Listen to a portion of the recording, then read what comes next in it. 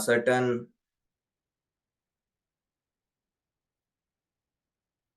physics is divided into certain branches. Like you can see here, there is we have mechanics, then we have thermodynamics and electricity. So basically, first of all, we will be studying about the mechanics section. So in this mechanics section, it generally deals about the motion of the body. And in thermodynamics, we study about the temperature, and in electricity, as the name suggests, it will be dealing about the electricity. But first of all, starting with the physics, the chapter we'll be studying will be the motion. In the motion, there are two types. That is, one is the static and the second one is the dynamic. So static means when the object will be at rest, and dynamics means when the object will be in motion. And as you can see that the dynamics is again divided into two types. One is the kinematics and one is the kinetics. So talking about the differences between the two. Kinematics means which will be dealing about the what part, and the kinetics will be dealing about the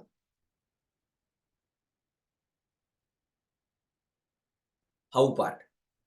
So what about the what part and what about the how part? So kinetics will generally deal about the forces.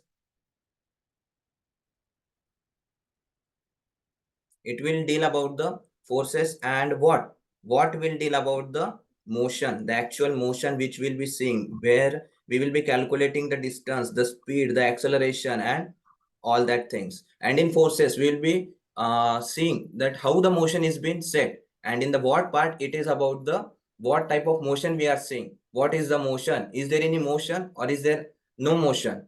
And in the kinetics, we'll be studying about the forces, the different type of forces, the uniform forces, the non-uniform forces, and why the motion is being set. Okay, so I hope till this everything is clear. Now moving on, we'll start with the first chapter, that is the motion. So talking about the motion, we see a lot of activities happening around us, right? We see people walking on the road. There are birds flying in the air.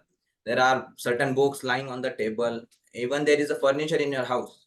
So is every example here which I am showing in the slide, all the objects are in motion? No. The people walking on the road are in motion. The birds flying in the air are in motion. But what about the books and the furniture? The books are just lying on the table. The books will not move until any external force is applied on it, right? And the furniture will also not move. So whenever there is a change in the position of the object, we called it as motion. In the first two examples, the people walking on the road, and the second, the birds flying in the air, we see that these two objects are moving. But when it comes to the books lying on the table, there are lying simply on the table. There is no movement by the books until and unless you move them, right? And same about the furniture. They will not move by their own. So in this case, the third and the fourth part will be the objects will be in rest. So we'll further describe it more. So now what is motion? The main chapter which we'll be studying. So you all can note down this definition of motion, that what is motion. So motion is when an object changes its position, position with respect to its surrounding. This word, its surrounding, is very important. With respect to its surrounding, then it is called as motion. And here time is also important, because whenever there is a motion, it will need some time. Whenever an object moves, it changes its position, it will need some time, right? So Yes, here yes. time is also important, as well as its surrounding. Now, how surrounding is important? Now we see that the people walking on the road. This is an example of motion, right? They are changing their position. Whenever we walk, we change our position, and we need some time to change our position, right? So this means people walking on the road will be an example of motion. Then the birds flying in the air. Birds, they are changing their position. Birds fly from one tree to another tree, right? So whenever they fly from one tree to another, they will need some time, or they will simply in a fraction of second move from one place to one tree to another tree. No, they will need some time, and as they are changing their position as well as they need some time, so this will be called as motion. But here I have also mentioned one word, that is its surrounding. Now consider an example where you are sitting in your house and you see two people are riding on a bike. For you, the two people are in motion, right? They are changing their position. If you are standing at say point A and you see that there are two people going on a bike in this direction.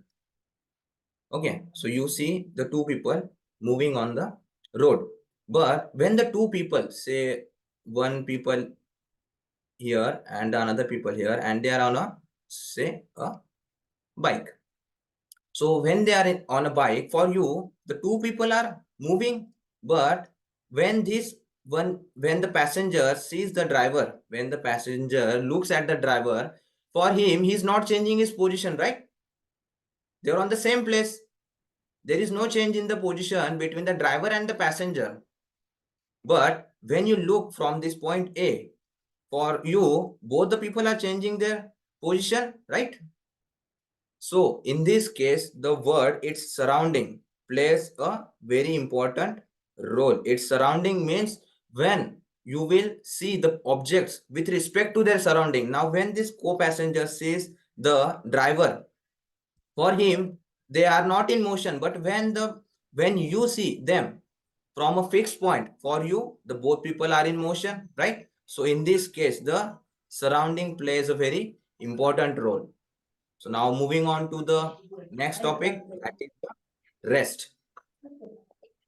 So as we discussed the motion, the rest is completely opposite to the motion. Now in motion, the object was changing its position, but in rest, the object does not change its position with respect to its surrounding. Again, the word with respect to its surrounding is there, and here also with time. Then it is called as rest. Then example are the books lying on the table, and second, the furniture in the house. Now, when the books are lying on the table, are they moving? No, they are simply lying on the table with respect to its surrounding. With respect to the table, they are simply lying, right? And if you start running around the books, now if there is some table on which there are books are kept, suppose there are some books kept over here, and you are feeling bored, and what you do, you start running around the table in this way, for example. Okay, so when you run and you see that the book is moving, right? If you run from here to here and then from here to here like this, or in any motion, you will see that the book will start moving, right? It's changing its place. When you are running from here to here, it was on your right hand side, and when you are coming from here to here, then it is on your left hand side, right? So is the book changing its position? No, it is you who is changing its position. So you will see that the book is in motion, but no, you are in motion. So we say that for you the book will be in motion, and for the book you will be in motion. So the word with respect to its surrounding is important, and when all these activities are taking place, it will need some time, right? So the time here also plays an important role. But if we not consider, you are running from one place to another and you are simply sitting on the furniture and watching the books, and you are simply say sitting on this furniture and you're watching the books now. So at this time the books will be simply lying on the table and there will be no motion, and in this case we call this condition as rest, when there will be no change in the position. Okay, so I hope rest and motion are now clear to you. Then, as we discuss the motion, whenever the object changes its position, it will be called as the motion. So now, the motion is again divided into three different types. First, we will be studying about the rectilinear motion. So, the rectilinear motion means the motion in which the particle moves along a straight line.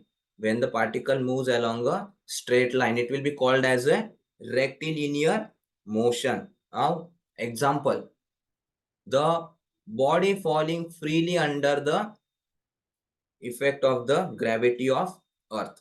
Say you are standing on a terrace of a building. Okay, this is a building and you are standing here on the terrace of the building. What you do, you throw a stone from here down, so it will fall in a straight line like this, right? So whenever an object shows a straight motion like this, a straight motion, it will be called as a rectilinear motion.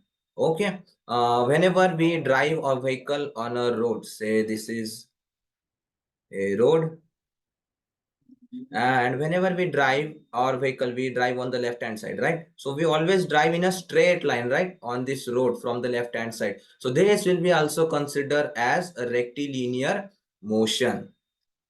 Okay, so I hope the rectilinear motion is clear to you. The rectilinear motion refers to a motion when a body moves along a straight line. It will be called as a rectilinear motion. So now moving on to the next type, it is circular and rotatory motion. So now first we will be talking about the circular motion. So circular motion means what? The motion in which a particle moves along a circular path is called as a circular motion. See, there is an example that a revolution of Earth around the sun, right? The sun is at the center of our solar system and all planets move around the sun, right? So is our Earth also moving around the sun? So in this case, the Earth moves along a elliptical orbit around the sun. This is our sun.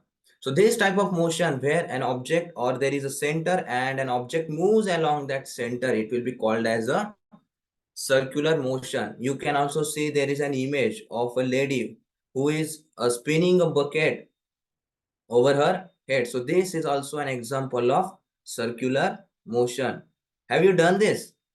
I hope someone must have done this stunt, right? So this is an example of a circular motion. But the heading is circular and rotatory motion. So now what about the rotatory motion? Now we'll be studying about the rotatory motion.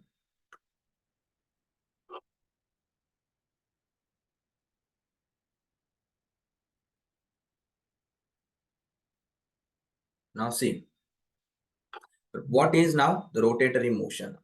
So the motion in which a body rotates, the body rotates about a line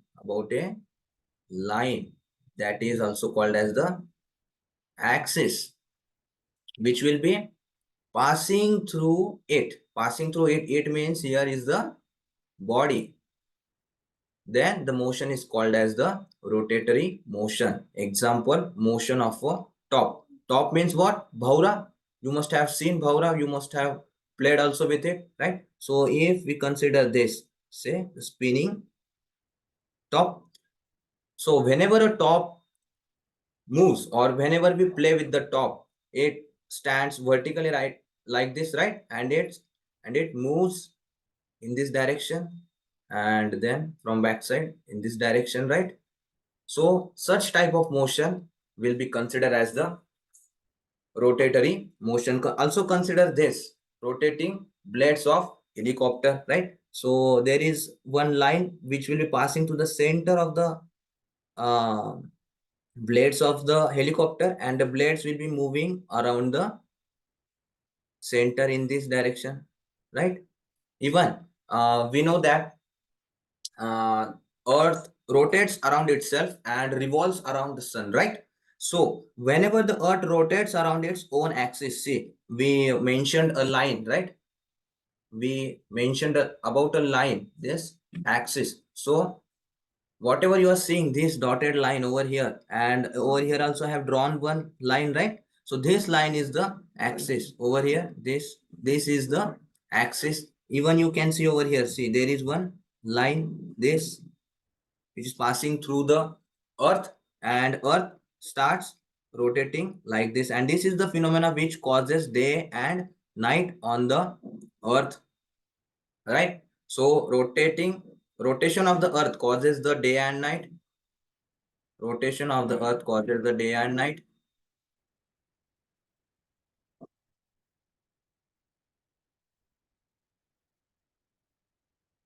Right? So these were the examples of the rotatory motion. I hope this is clear to you. The difference between the circular motion and the rotatory motion. The rotatory motion happens along this axis, but when it comes to the circular motion, there is a fixed point at the center, and the object moves in this way in a circular direction about the center. Okay.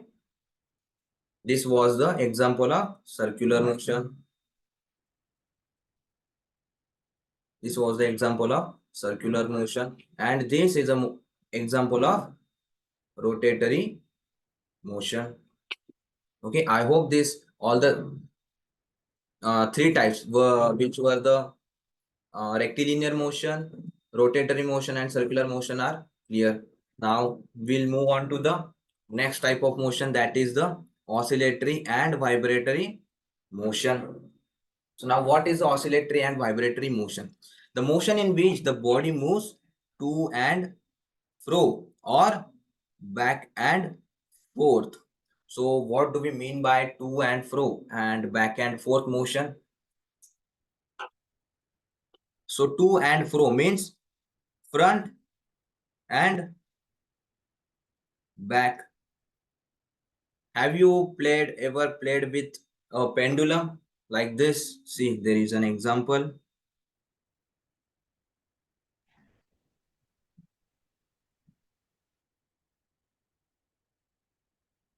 See over here. This is an example of pendulum, which shows a oscillatory motion. See, this is a pendulum. This is called as the bob. It will, if we pull this bob over here and leave it, so it will start going back to its mean position over here, and it will, as it is in the motion, it will again go till point A. I hope some of you must have played with this, right? And when it goes over here, it again comes back to its original position. So it is moving to and fro, means it is going in front direction and then going again back over till here. So this type of motion is called as the oscillatory motion, where the object moves this to and fro, or we can also call it as back and forth motion. Back and forth means moving front and then again going back, right? And how it is happening? It is happening repeatedly. It does not happen only once. It happens continuously, and there is one fixed point. So in this case, what is the fixed point? This original position, the original position will be called as the fixed point, and the object is going front and back about this fixed point, right? We'll need some fixed point which will define where, when we'll going front and when we'll going back. Okay, so this type of motion is called as the oscillatory motion, and the general example and the most famous example of the oscillatory motion is the pendulum, which we discussed over here. Okay, so now motion is again divided into three types. Now we have seen the motion types of motion based on how they were performing the motion, but now we will discuss the types of motion on the basis of in how many direction an object can go. Okay, so when it comes to the directions of the object, of a moving object, we describe it in three types, that is 1D motion, one dimensional motion, two dimensional motion, and three dimensional motion. So first of all, we'll study about the one dimensional motion. Okay, so one dimensional motion will be the motion in which the object changes its position only in one direction. So is this the same as that of a rectilinear motion which we discussed before?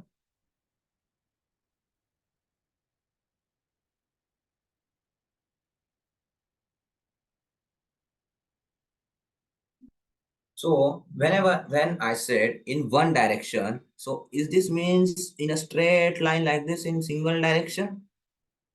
So whenever we say an object changes its position only in one direction, so one direction means it will always be in straight line, and the motion in straight line is also called as a rectilinear motion. So whatever examples will be there considered in the rectilinear motion will also be the examples of the one dimensional motion. And to show one dimensional motion, we need only one axis.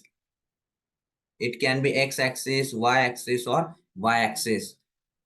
Okay, so to represent the motion on a graph, we 1D motion on a graph, we only need one axis. Okay, so the examples of the 1D motion over here are the motion of car on road, or the object falling freely under the effect of the gravity. As we discussed, these two, both the examples were the examples of the rectilinear motion, and rectilinear motion will always be in like this in a straight line, and 1D motion also in a straight line. So whatever examples we will discuss it, we have discussed in the rectilinear motion will be same for the 1D motion, as they were traveling in a straight line. Okay, so now moving on to the next motion, that is 2D motion. So what will be the 2D motion? So when the position of the object changes in two directions.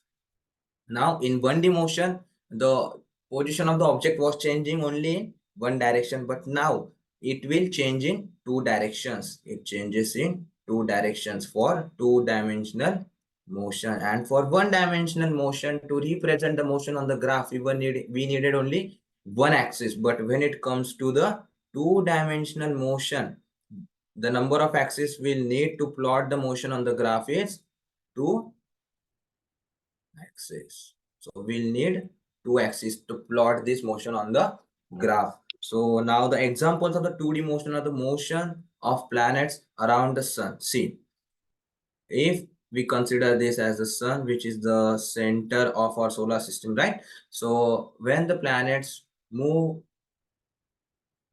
in this way in a circular direction, so the planet is moving horizontally over here at this point over here, and it is also moving vertically, right, over here. So we need two we need two dimensions to plot this type of graph for the two-dimensional motions. So again, one more example I would like to discuss is, have you ever played with a remote control car or seen anyone in movie or any video? You see that the cars mainly run on the floor, right? But they move randomly over here and there, right? Like this. It can move in any direction, but it is on a single floor. It will be moving on the single floor, but it can move in two directions, right?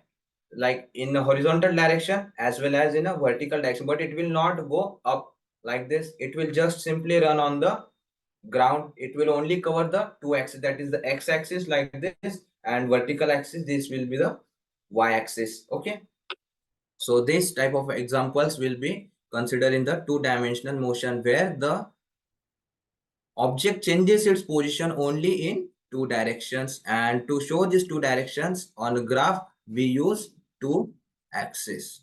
Okay, so 1D motion is discussed, then 2D motion is discussed. Now the third type of motion is the three-dimensional motion.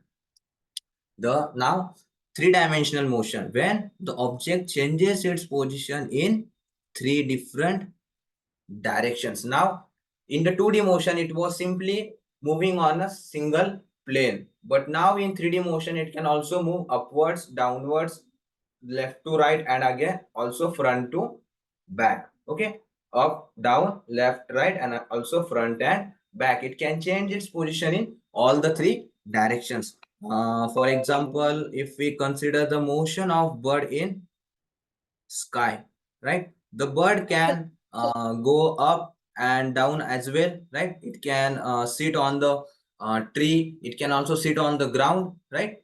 It can also move from one tree to another in horizontal direction as well as in front and back direction. So this is the best example to represent the three-dimensional motion. Also, there is a motion of kite.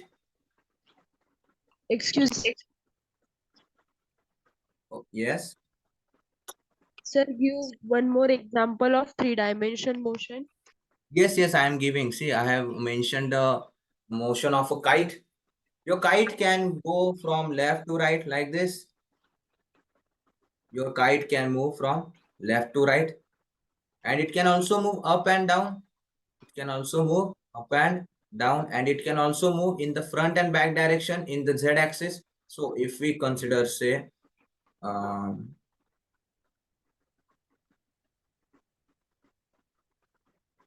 if we consider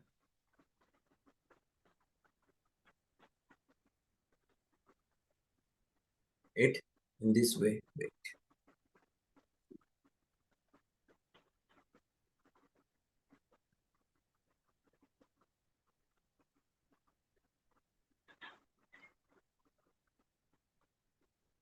Okay, so now see, if this is a 3D plane, consider it as a 3D plane. You are standing over here and you are flying a kite. Your kite is like this. This is your kite. Okay, so now your kite can go in this direction, left. If there is another kite over here and you want to play a fight with it, right? You play fight on your Sankranti.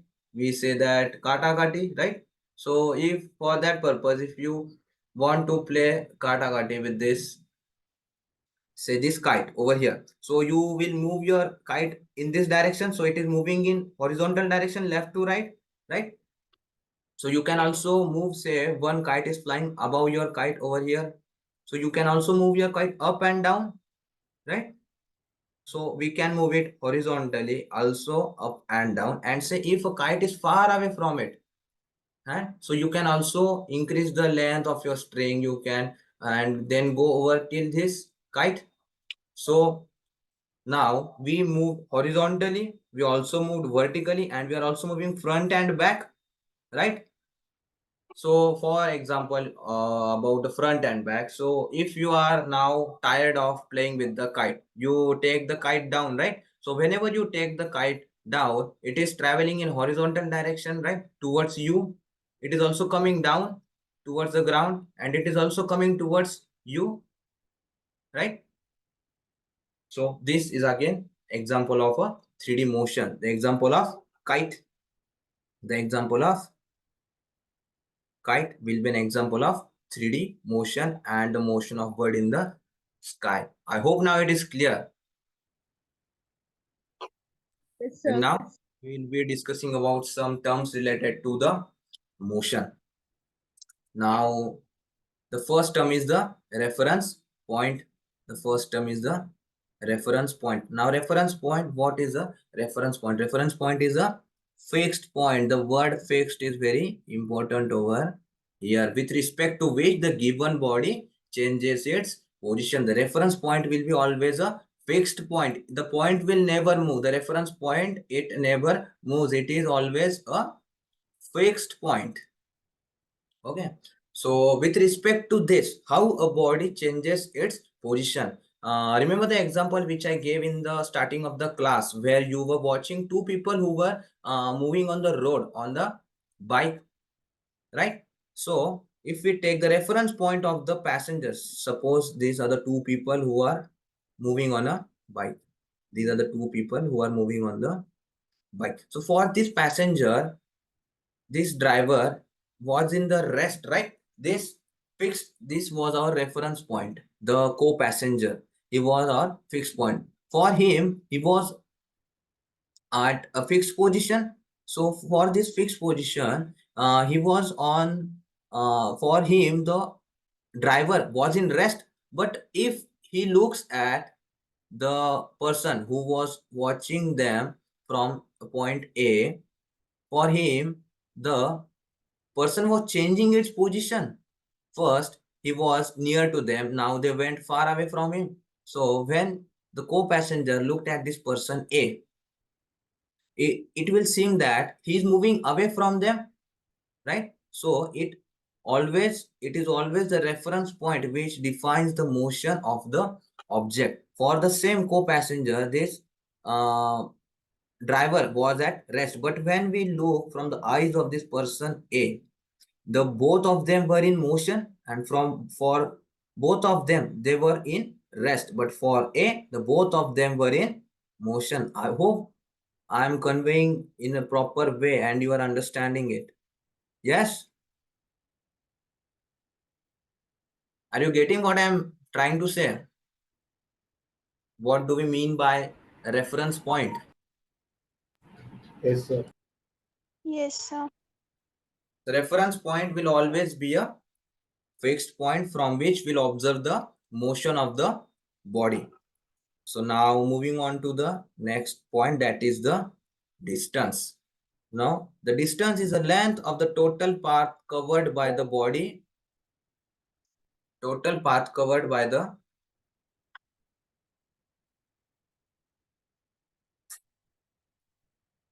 It is the total path covered by the body in motion irrespective of its direction.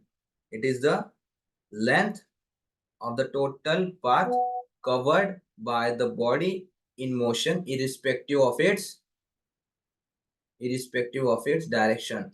So now here it is the length of the total path covered, and here we do not consider the direction. We'll consider a direction in another case which we'll discuss further. So now for the meantime, it is the distance, and in distance it is the length of the total path covered by the body in motion irrespective of its direction.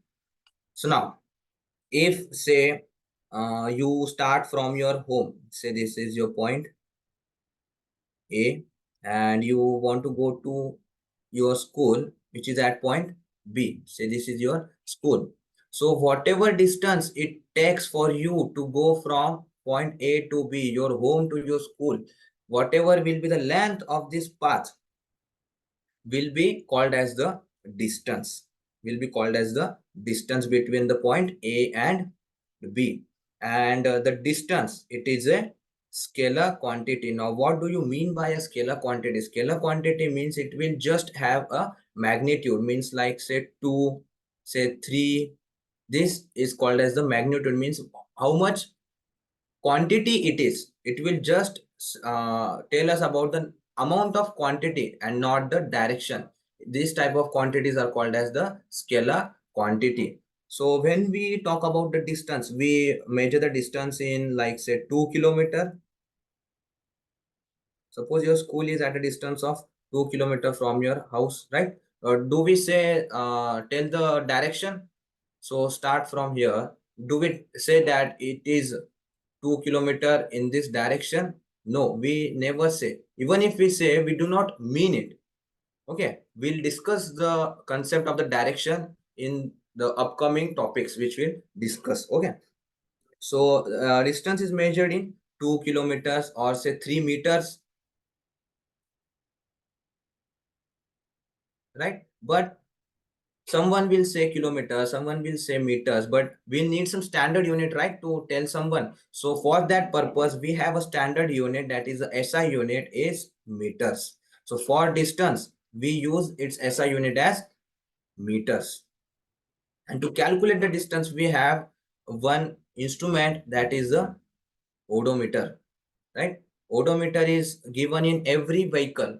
Whenever you start from say point A from your house and move to your school at point B, there is one meter in your every vehicle which shows how much distance it has covered till now. Say for example, from A you start and the distance was say 15 kilometers at starting, and when you move to your school it showed that it's reading as 17.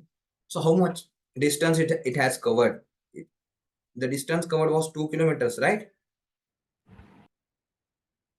So distance covered will be 2 meter, and in this process